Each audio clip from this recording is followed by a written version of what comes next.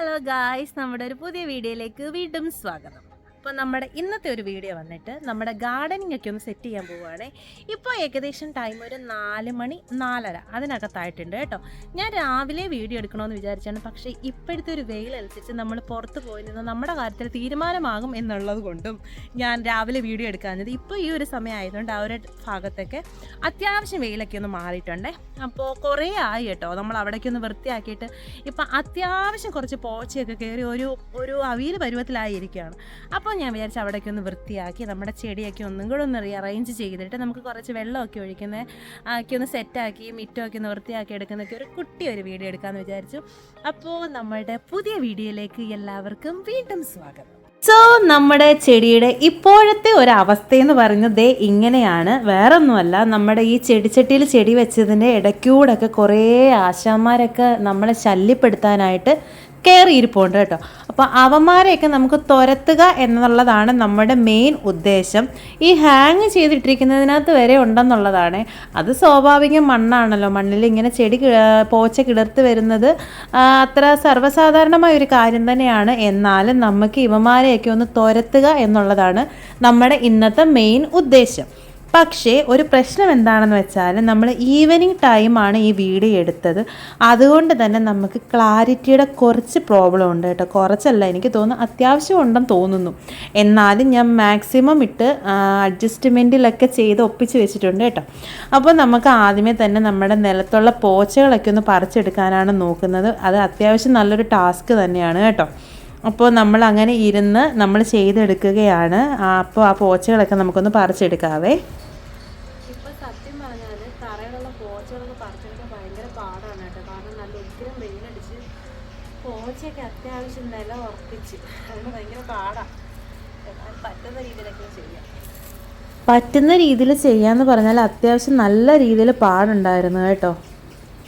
പറഞ്ഞില്ലേ, നമുക്കിവിടെ പൂക്കളുള്ള ചെടികൾ വളരെ കുറവാണ്. അതിലൊരാശാനാണിത്. നമ്മുടെ ചെമ്പരത്തി ഒഴിഞ്ഞുപോയി. നമുക്ക് ഡെയിലി എന്തായാലും ഇതിനകത്ത് പോകാറുണ്ട് കേട്ടോ. പിന്നെ ഓർക്കിഡും കാര്യങ്ങളൊക്കെ ഉണ്ട്. ഇപ്പം നമ്മുടെ ഒരു ഓർക്കിഡിനകത്തും കൂടെ ഒരു വൈറ്റ് ഓർക്കിഡിനകത്തും കൂടെ പൂവുണ്ടൊക്കെ ഇന്ന് അതിനകത്ത് പൂവില്ല കേട്ടോ. അത് വാടിപ്പോയി. പക്ഷേ ഇന്നലെയും മെനഞ്ഞാന്ന് നല്ല പൂവുണ്ടായിരുന്നു. അത് വാടിയിട്ടുണ്ട്.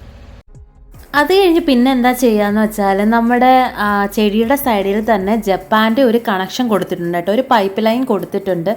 അതിനകത്ത് തന്നെ നമ്മൾ ഓസെല്ലാം ഇട്ട് ഇങ്ങനെ സെറ്റ് ചെയ്ത് വെച്ചിരിക്കുകയാണ്. അപ്പോൾ നമ്മൾ ഇന്ന് രാവിലെയും വെള്ളം നനച്ചിട്ടുണ്ടായിരുന്നു. അപ്പോൾ അതുകൊണ്ടാണ് കേട്ടോ നമ്മുടെ ആ ഒരു ഓസൊക്കെ ഇങ്ങനെ മുറ്റത്ത് തന്നെ ഇട്ടിരുന്നത്. വെള്ളം വരുന്ന സമയത്ത് നമുക്ക് പെട്ടെന്ന് വെള്ളം ഒഴിച്ചു പോകാൻ എളുപ്പമാണല്ലോ.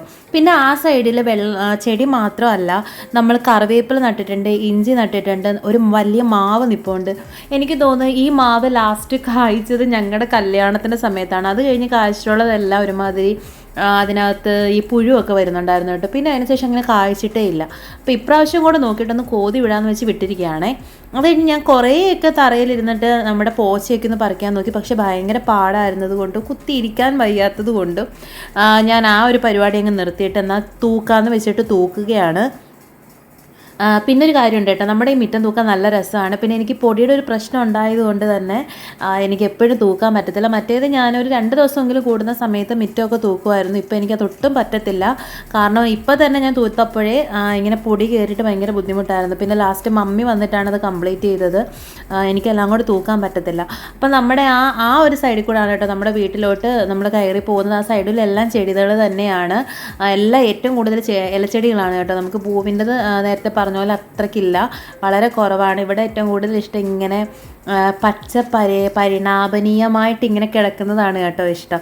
അപ്പോൾ ഞാനങ്ങനെ എല്ലാം ഒന്ന് തൂത്തെടുക്കുന്നുണ്ട്. ആ സൈഡിലൊക്കെ നല്ല പൊടി കയറുന്നുണ്ട്. ആ സമയത്ത് തന്നെ എനിക്ക് നല്ല തുമ്മലിൻ്റെ ഒരു പ്രോബ്ലം വരുന്നുണ്ടായിരുന്നു. എന്നാലും പറ്റുന്ന പോലെയൊക്കെ ഒന്ന് തൂത്തെടുത്തിട്ട് പിന്നെ മമ്മിയാണ് കേട്ടോ തൂത്ത് തന്നത്. അപ്പോൾ ഏകദേശം നമ്മുടെ ചെടിയുടെ സൈഡുകളൊക്കെ ഒന്ന് സെറ്റാക്കിയിട്ടുണ്ട്.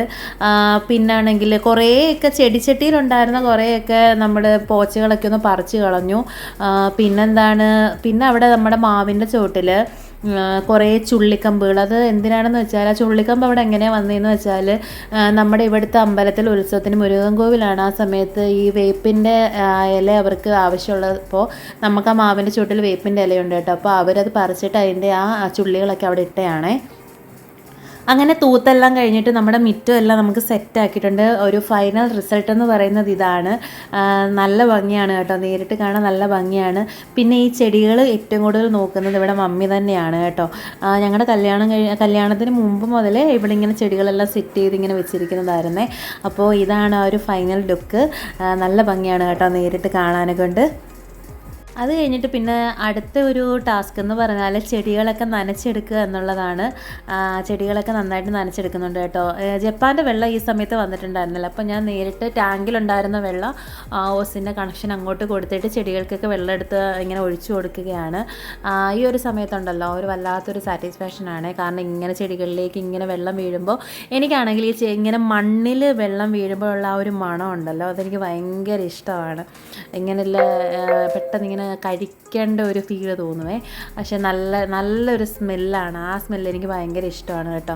അപ്പോൾ നമ്മുടെ ആ സൈഡിലും എല്ലാം നമ്മുടെ ഇങ്ങനെ ചെടിച്ചട്ടികൾ വെച്ചിട്ടുണ്ട്. ആദ്യമേ ആ ചെടിച്ചട്ടികൾ നമ്മൾ ആ തിട്ടയ്ക്ക് താഴെയും വെച്ചിട്ടുണ്ടായിരുന്നു, മുകളിലായിട്ടും വെച്ചിട്ടുണ്ടായിരുന്നു. 2 തട്ടായിട്ടായിരുന്നു കേട്ടോ വെച്ചിരുന്നത്. പിന്നെ നമ്മൾ താഴെ ഇരുന്നതെല്ലാം എടുത്ത് മുകളിലേക്ക് വെച്ച് ഒരേപോലെ ഇങ്ങനെ തിരികെ വെച്ചിട്ടുണ്ട് കേട്ടോ. അപ്പം കാണാനൊരു പ്രത്യേക ഭംഗിയാണ്. മറ്റേത് ഇങ്ങനെ കുറച്ച് ഗ്യാപ്പ് ഇട്ടിട്ട് താഴെയായിരുന്നു കേട്ടോ വെച്ചിരുന്നത്. പക്ഷേ ഇപ്പോൾ അതെല്ലാം ഏകദേശമൊക്കെ ഒരുമിച്ചൊക്കെ വെച്ചിട്ട് നല്ല ഭംഗിയുണ്ടായിരുന്നു.